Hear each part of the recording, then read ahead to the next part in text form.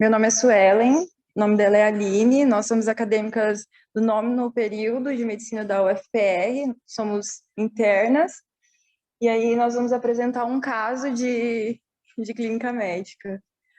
Pode passar lá. Então, é OSCL, 55 anos, sexo feminino do lar, foi encaminhada ao reumatologista por queixa de dor e rigidez em articulações. Relata que os sintomas iniciaram há aproximadamente 1 ano e foram evoluindo com piora gradativa com o decorrer do tempo.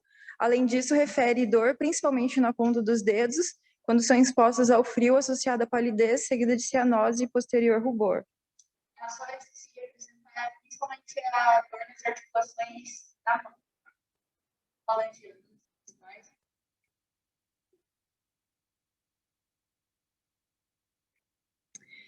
Revisão dos sistemas, neurológico, laringocefaleia, vertigem, outras alterações, pulmonar, dispneia quando grandes esforços, além de uma história de doença pulmonar intersticial não especificada. Ela tem uma história de refluxo e disfagia, com início há mais ou menos uns 6 meses, um pouco mais de 6 meses. Ela teve uma história de trombose venosa em ambos os membros, e os demais sistemas sem nenhuma particularidade. Ela não tem diabetes nem hipertensão, ela teve uma cirurgia prévia de hérnia de hiato, e ela teve essa trombose em ambos os membros, teve essa doença pulmonar. Ela teve um irmão que faleceu por linfoma, negou tabagismo, etilismo. E o linfoma dele foi decorrente da síndrome de Sjögren. Pode acometer linfonodo e tudo mais, e ele acabou desenvolvendo linfoma e faleceu. Hipótese diagnóstica. O paciente chegou lá para vocês. Hipóteses diagnósticas.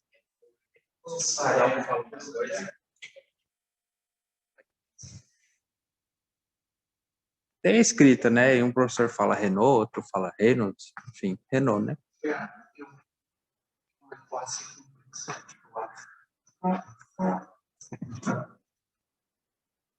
Eu acho que o que eu consegui pegar do caso ali, a paciente tem um fenômeno de Raynaud, né, presente. Essa paciente tem uma doença pulmonar intersticial ali até então não explicada, com Raynaud. Tu tem que pensar numa doença chamada esclerodermia. Isso eu acho que é importante. Eu acho que é uma hipótese. Uhum. Tá, beleza. A gente... Uhum.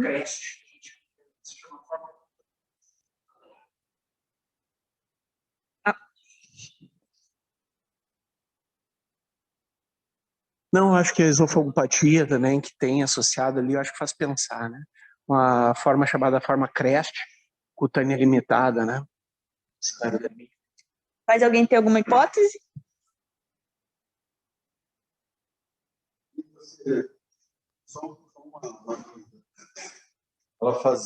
Ela fazia o quadro típico de Raynaud, com alteração da coloração, ela referia tudo isso. Alguma vez ela apresentou necrose na ponta dos dedos, de fazer ferida com o frio?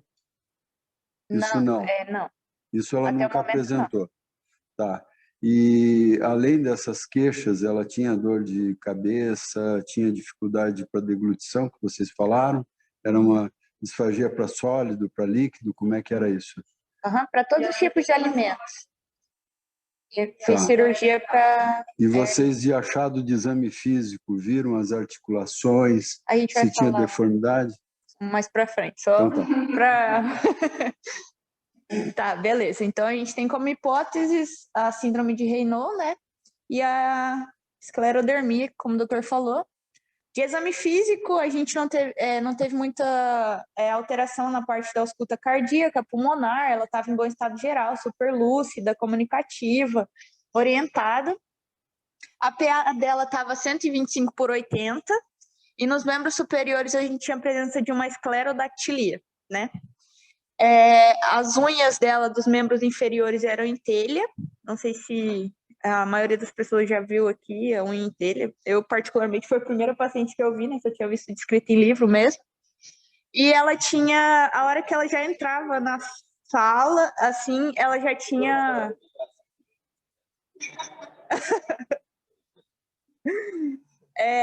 ela tinha, a hora que ela entrava na sala, a gente já percebia, né? Na verdade, na hora que ela entrou, não, porque ela estava de máscara, mas a hora que ela tirou a máscara, a gente já percebia, assim, que ela tinha uma microstomia bem significativa, essa parte toda enrugada, com espessamento da pele bem significativo também, e a pele bem ressecada. E ela tinha muita telangiectasia em face também, né, que some de estupressão, e ela tinha xerostomia, xeroftalmia, que a gente percebeu tanto no exame físico quanto foi referido por ela, que ela até usava um colírio de filme lacrimal, porque ela sentiu o olho muito ressecado. Ela também acabou referindo, né, durante o exame, a anamnese, dificuldade para manter relação sexual, por conta da falta de lubrificação vaginal e também por conta que ela disse que era um estreitamento significativo na vagina também, né?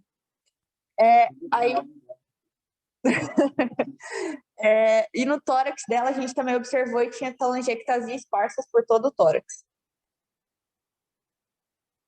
No exame físico, daí a gente pegou, na verdade, não da paciente, porque a gente não tinha autorização para divulgar a imagem, mas a gente pegou de uns artigos para mostrar só a microstomia, né? Que a rima labial ela acaba ficando bem diminuída, a boca acaba atrofiando com o decorrer do tempo. A parte das alterações da mão, tanto a parte da esclerodactilia quanto da parte do Raynaud dela, né? Principalmente nas partes mais periféricas do dedo, assim, a parte mais distal, que acaba sendo bastante significativo. Igual o René questionou também, pode dar até úlcera por falta de vascularização periférica.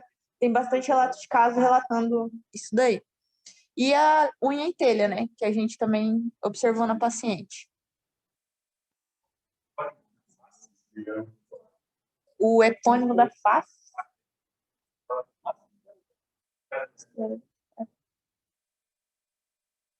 Aí agora, hipóteses diagnósticas, o doutor já matou a charada.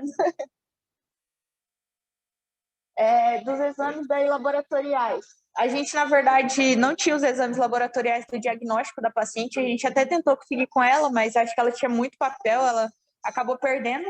Só que daí eu coloquei um caso hipotético que é real, né? Que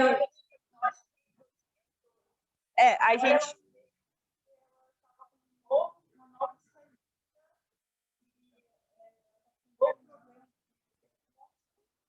Então, aí a gente acabou meio mesclando os casos a partir...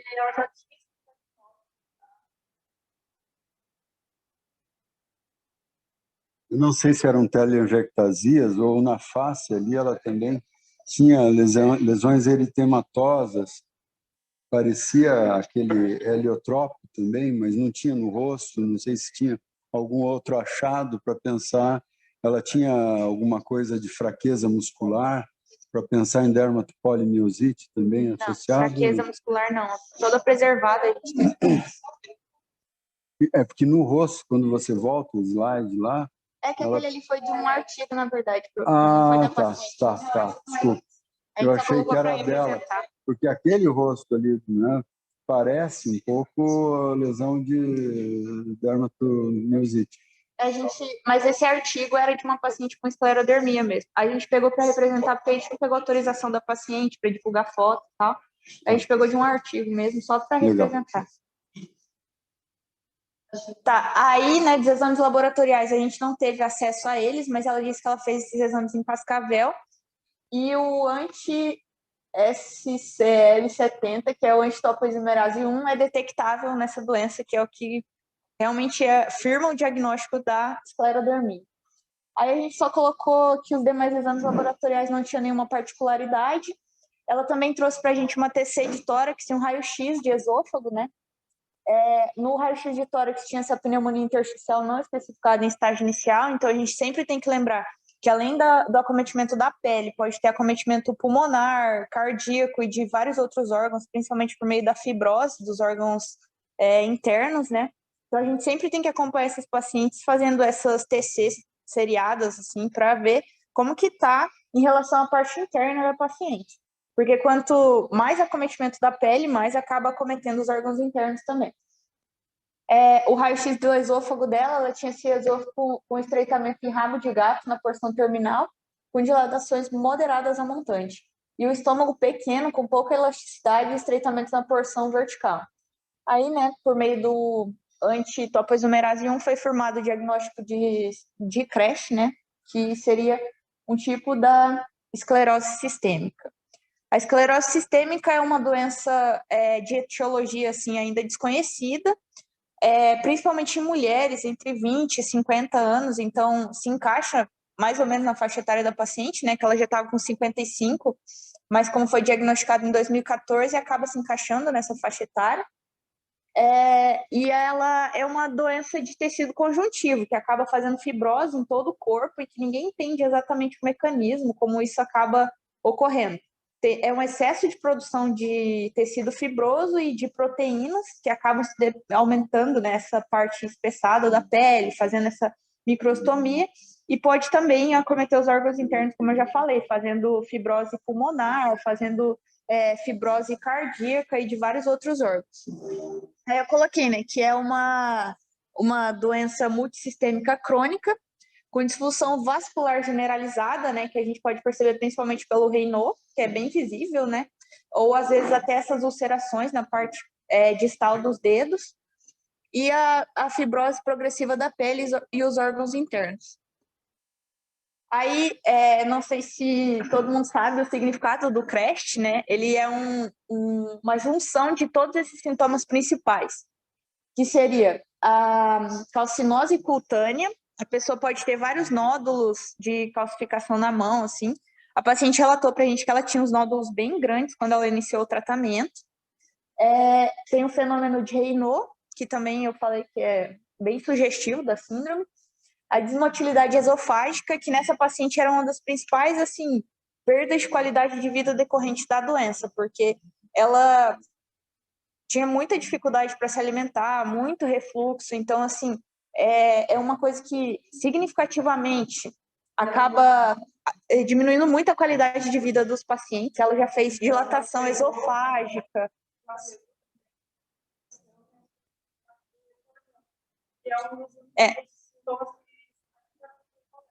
E sempre vai retornar.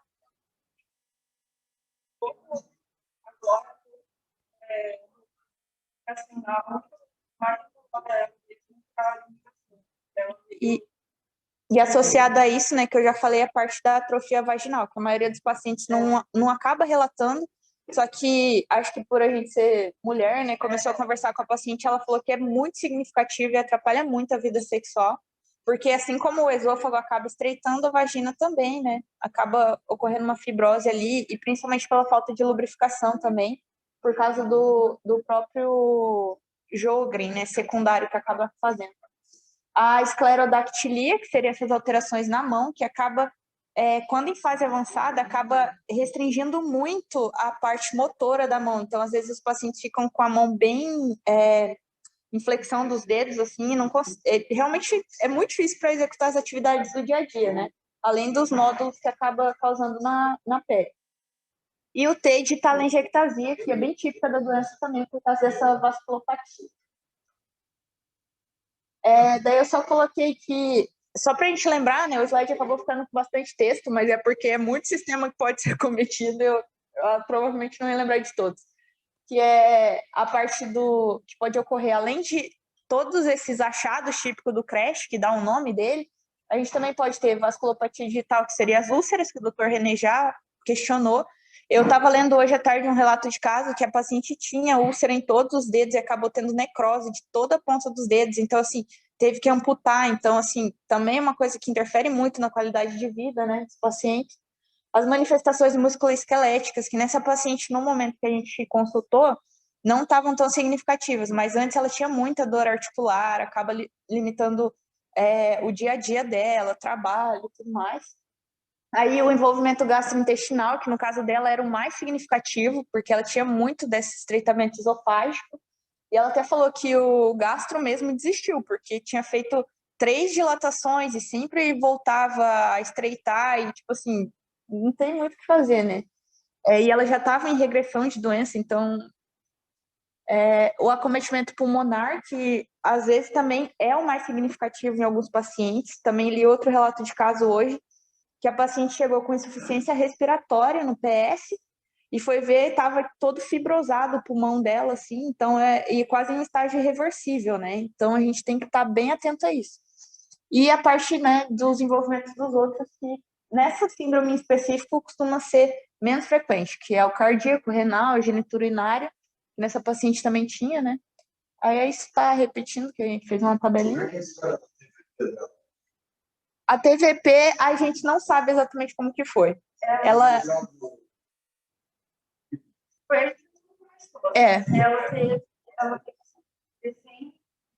Explicação. Na verdade,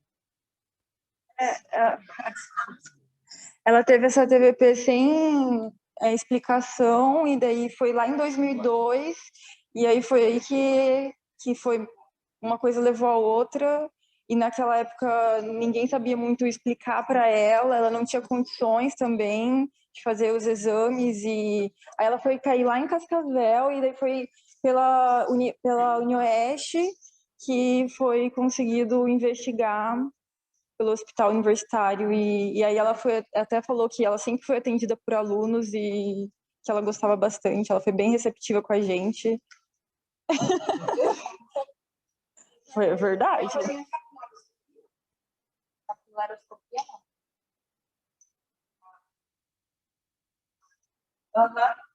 E a gente tem acesso.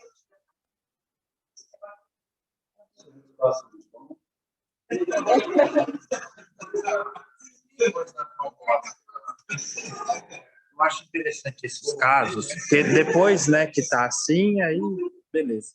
Mas assim, logo no início, depois da TVP, qual foi o próximo? O que aconteceu? Qual foi a evolução?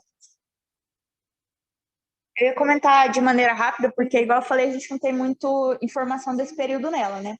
Só que ela foi mais o que ela relatou pra gente, porque a gente não teve acesso aos prontuários de lá e tudo mais. Mas, igual a Suelen falou, ela só conseguiu o tratamento e o diagnóstico por causa do hospital universitário lá em Cascavel. Ela iniciou todo o acompanhamento lá, fez ciclo de ciclofosfamida, prednisona em alta dosagem por bastante tempo. Acho que ela ficou quase 2 anos, né, em prednisona. Fez metotrexato, fez cloroquina, fez assim muita imunossupressão por muito tempo, e ela acabou entrando em regressão da doença. E hoje, assim, ela não tem nenhuma manifestação mais de nódulo cutâneo, nem nada. E a parte do TVP foi a parte do tratamento de TVP mesmo em específico.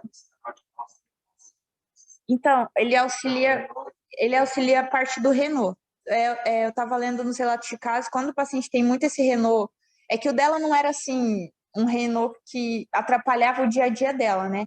E ela não tinha úlcera, não tinha tanta parte de perda de perfusão periférica. Só que tem pacientes que, igual essa uma que eu comentei, que ela teve que amputar a ponta dos dedos, que iniciaram o nifedipino, né? Que daí acaba ajudando na parte do Renault.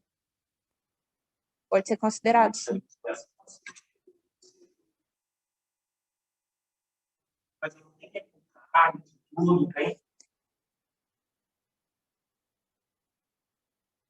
Essa paciente, a questão cardíaca, assim, ela tem ecocardio? Tem, né? Não tinha hipertensão pulmonar. Esses pacientes, é interessante isso, né, Otto? No CREST, a hipertensão pulmonar ela é mais frequente do que a fibrose intersticial propriamente dita, né? Isso é verdade. Então, principalmente por causa da parte endofágica também, que acaba sendo uma pressão. Isso, então. Mas não era o caso. Fugir um pouquinho. Então, e eu ia até pedir a parte do acompanhamento para o Dr. Otto participar e falar como que o senhor faz o acompanhamento dessas pacientes e tudo mais. Porque, assim, né, o reumatologista que vai acompanhar tudo, vai pedir esse ecocardio com frequência, vai pedir a parte até da espirometria para ver como está a capacidade pulmonar. Então, e aí, doutor Otto? Contribuir para a gente. Primeiro, eu sempre fico envergonhado quando eu vejo acadêmicas apresentando muito melhor do que eu apresento agora, depois de 20 anos de formado. E outra coisa que eu sempre percebo é uma raiva absurda que eu tô ficando velho e eu vejo essas pessoas novas assim, isso me dá uma raiva absurda. Então, às vezes, se eu falo alguma coisa mal para vocês, é raiva que eu tô ficando velho e vocês são novas ainda. Parabéns pela apresentação do caso, foi excelente, fizeram uma excelente revisão também, tá?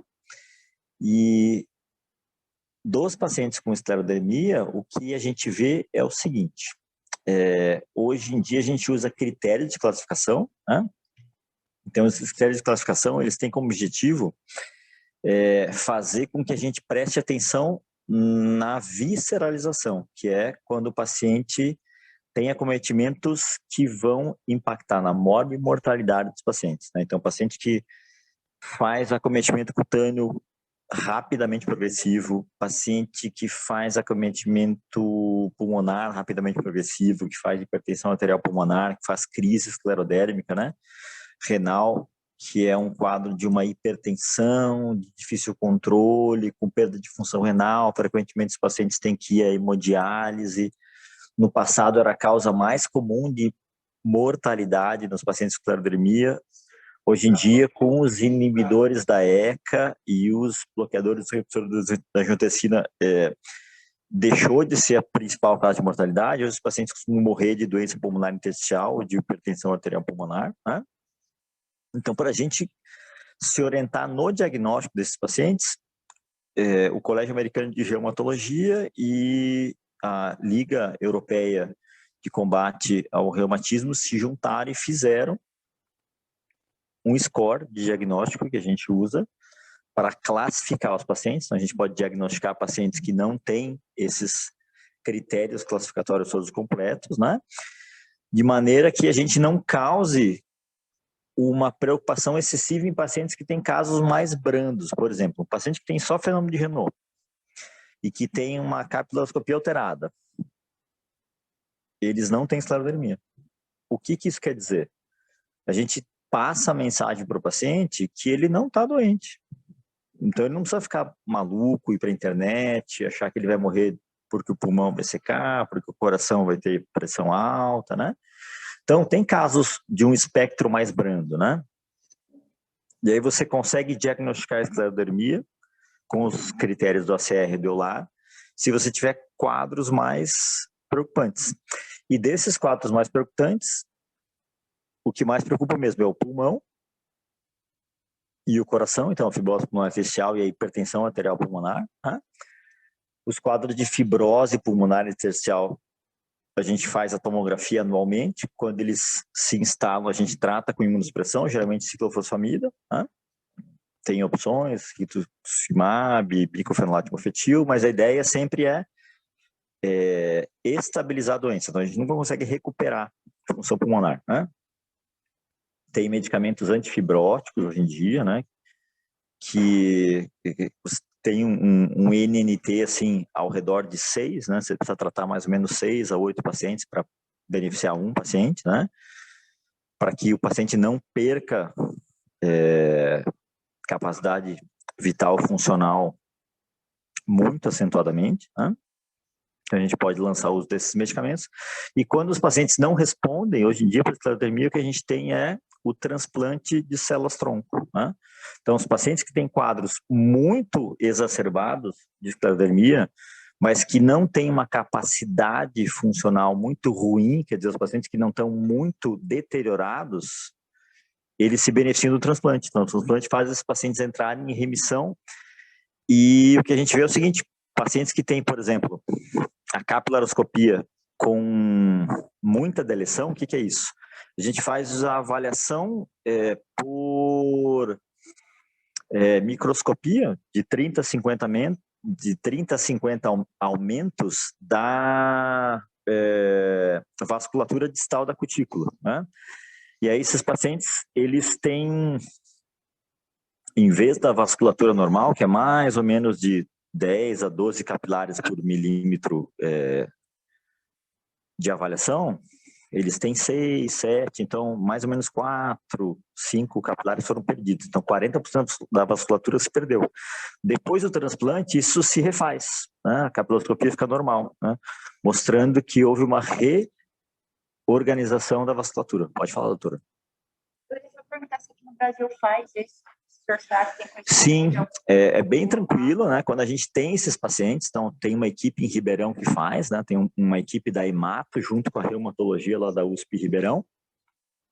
Eles têm bastante experiência nisso e é bem tranquilo de você encaminhar para eles, né? Eles recebem os pacientes com muita facilidade, mas o que acontece é isso, você tem que ter um paciente com um quadro funcional bom, então não é um paciente muito deteriorado, então eles não aguentam o transplante. E é um paciente de uma evolução muito rápida. Você pode fazer isso para um paciente que evoluiu com um problema cutâneo muito rápido, que evoluiu com um quadro pulmonar muito rápido, que evoluiu com um quadro esofágico muito rápido, que evoluiu com um quadro de hipertensão arterial muito rápido, né? E aí, quando esses pacientes ficam numa situação intermediária, então eles não são tão progressores a ponto de precisar de um transplante de células-tronco, mas eles precisam de um tratamento imunossupressor, né? Então, no quadro da hipertensão arterial pulmonar, os pacientes costumam responder bem a, inicialmente, inibidor de ácido nítrico, tipo sildenafil da vida, né? Associados a bloqueadores de canal de cálcio, né?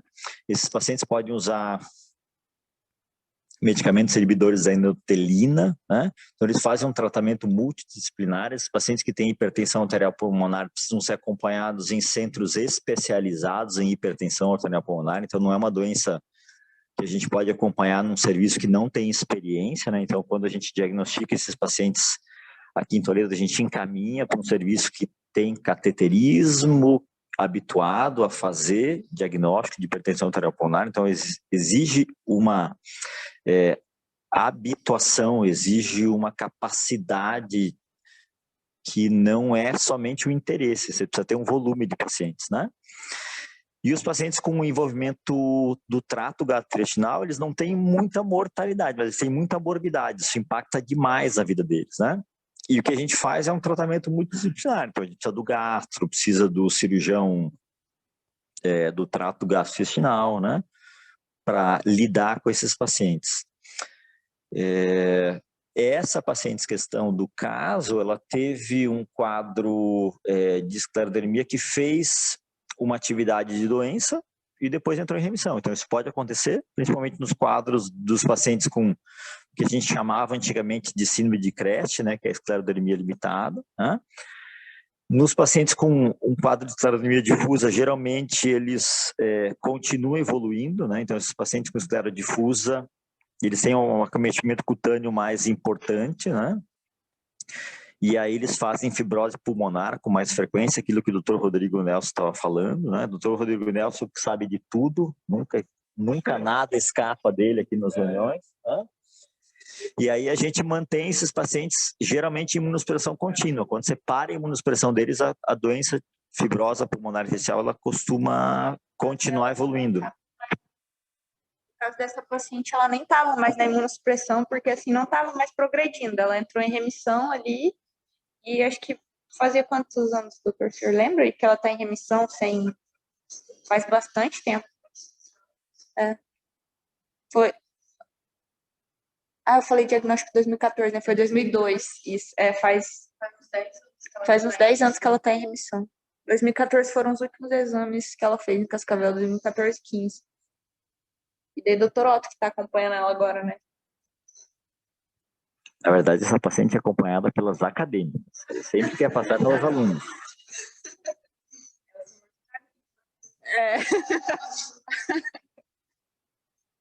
Enfim, gente. Acho que é isso. Alguém tem mais alguma consideração? Então, pelos relatos que eu li, dos relatos de casos, costumam fazer constipação alternada com diarreia. Essas alterações do trato gastrointestinal. Eu não sei na prática daí o que é mais comum. Obviamente, talvez seja uma pergunta boba, mas pensando no que a qualidade de vida dela está bem interferida devido ao problema esofágico, semelhante ao que se faz na esofagiectomia por neoplasia, se faz substituição colônica, por exemplo, isso é algo impensável, por exemplo, nesse caso? Esses pacientes podem fazer acometimento de todo o trato.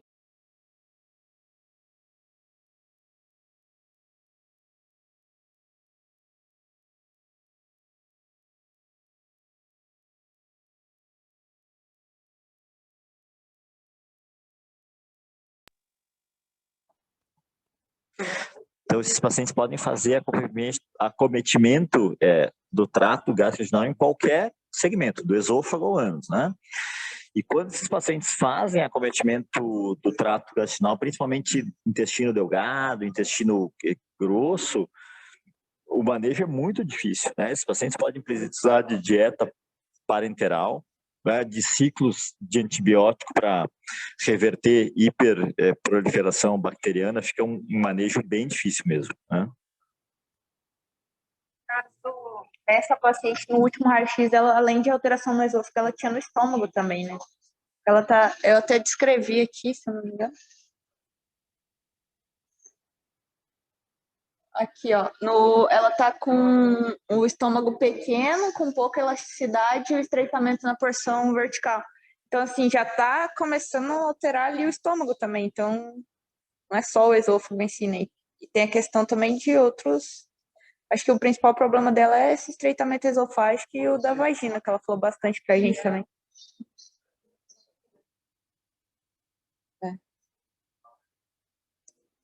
Aí, seria isso. Mais alguma consideração, gente?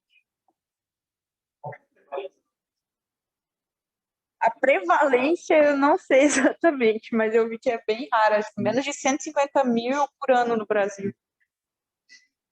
Não sei números.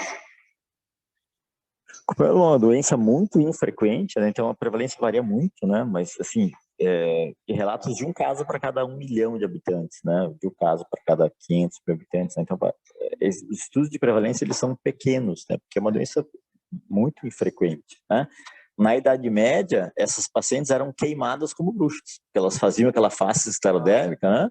E aí, isso é bruxa. Então, ia para fogueira. No Brasil tem uns relatos esparsos, assim, que a gente acabou lendo. Inclusive, essa paciente super rara, né, pô?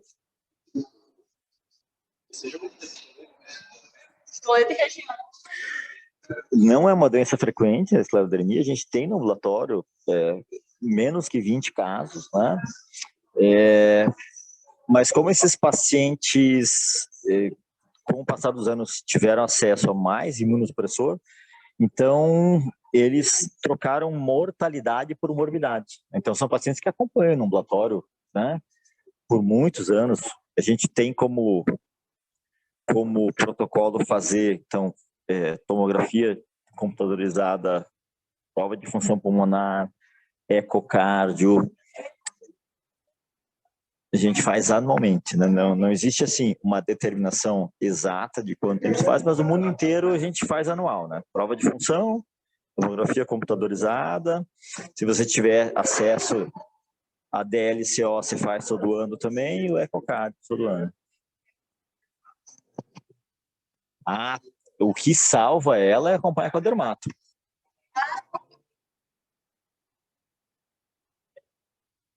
Não, é que ela falou bastante da dermato por conta da unha dela em telha, né? Do pé dela, que incomoda bastante, dói bastante.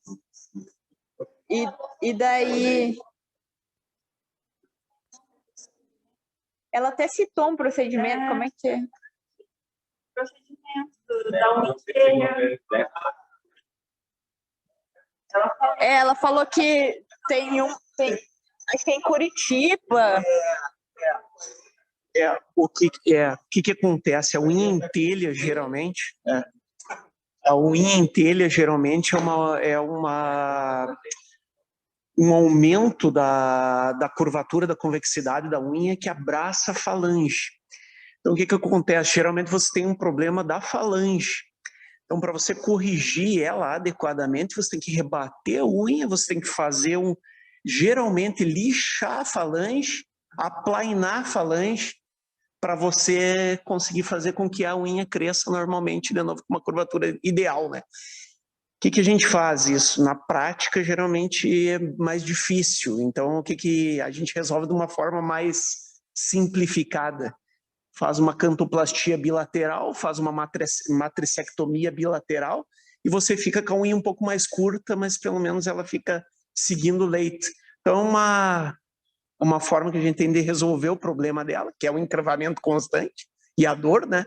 E, enfim, resolve o problema. Com a unha um pouquinho mais curta. Não especificamente, não tem muita relação. Até pode, eu vejo relação numa paciente que tem isquemia de extremidade, tem distrofia de artelho, coisa e tal, aí até tu pode alterar a falange fazendo, né? Eu vejo essa relação, mas não especificamente, unha em telha, esclerodermia, não tem essa relação que eu conheço, pelo menos. Mais pela vascularização, né? Isso, pela distrofia mesmo, que é a dificuldade da vascularização, inervação. Uhum. Oi? Então, gente, ninguém tem mais nada para acrescentar? Mais alguma pergunta? E aí? Alguém vai querer encerrar, professor? As capilaroscopias elas são gentilmente realizadas com a colaboração da UniOeste com a Prefeitura Municipal de Toledo. O pessoal da UniOeste tem um microscópio com um software para exames que eles fazem lá no grupo de engenharia de pesca e eles nos emprestam esse microscópio, né?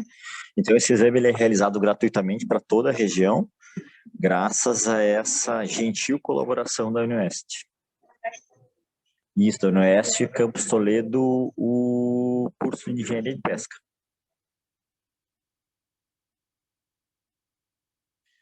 O microscópio, ele é manejado por um profissional de pouca qualificação, mas que está tentando fazer o melhor que pode. Enfim, gente, é isso que a gente tinha para apresentar. Acho que pode ser.